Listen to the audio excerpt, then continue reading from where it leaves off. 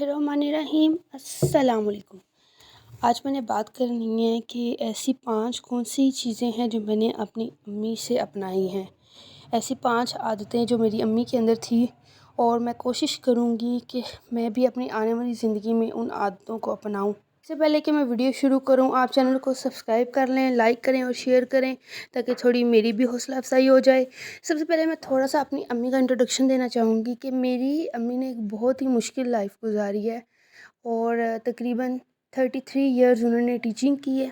वो मैट्रिक में पढ़ती थी जब उनके वालिद यानी कि मेरे नाना अबू की डेथ हो गई थी अचानक ही। तकरीबन 20 साल वो अपने स्कूल की हेड रही हैं। उन्होंने स्कूल को भी मैनेज करना और फिर घर आके हमें भी संभालना, सारा काम वो अकेले करती रही हैं। हम सारे बहन भाइयों की तालीम, हमारी तरबियत, हर चीज़ हमारी अम्मी ने की है।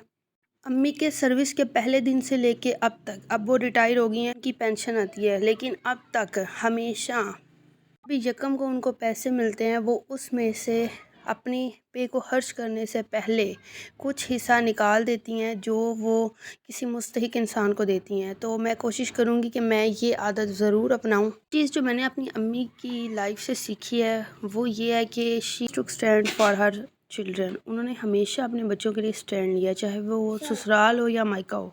स्पेशली अब बेटियों की शादी के बाद कोई भी प्रॉब्लम हो तो जहाँ पे उनकी बेटियों की गलती हो उनको भी वो करेक्ट करती हैं, और अगर उनके ससुराल में किसी की गलती हो तो उस पर भी वो ज़रूर बोलती हैं। कि वो माँ कहलाने के काबिल ही नहीं है अगर वो अपने बच्चों के लिए स्टैंड ना ले सके। तीसरी चीज़ मैंने सीखी है प्री प्लानिंग। अब उनकी 4 बेटियां थी लेकिन उन्होंने रिटायरमेंट से पहले ही उनकी प्लानिंग कर ली।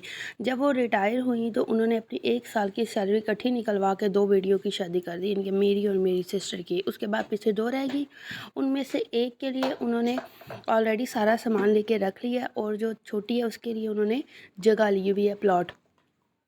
उसको वो बेचेंगी और इजीली उसकी शादी हो जाएगी। यानी कि मेरा एक भाई है और उसके ऊपर भी बर्डन अम्मी ने नहीं डाला। जो चीज़ जो मैंने अपनी अम्मी से सीखी है कि उन्होंने कभी भी बच्चों में फ़र्क नहीं किया। मैंने बहुत सारी फैमिलीज़ में देखा है जहाँ बेटा हो उसको फोकियत दी जाती है, उसके ऊपर फोकस किया जाता है, उसको खिलाया जाता है, पढ़ाया जाता है, लेकिन बेटियों के ऊपर नहीं है। लेकिन मेरे ख़्याल में कोई ऐसा मोमेंट नहीं है, कोई ऐसा टाइम नहीं है जिसमें अम्मी ने ज़्यादा फोकियत दी हो, इक्वल रखा है सारे बच्चों को। तो मैं भी ये कोशिश करूँगी कि मैं भी अपने बच्चों को इक्वल रखूँ।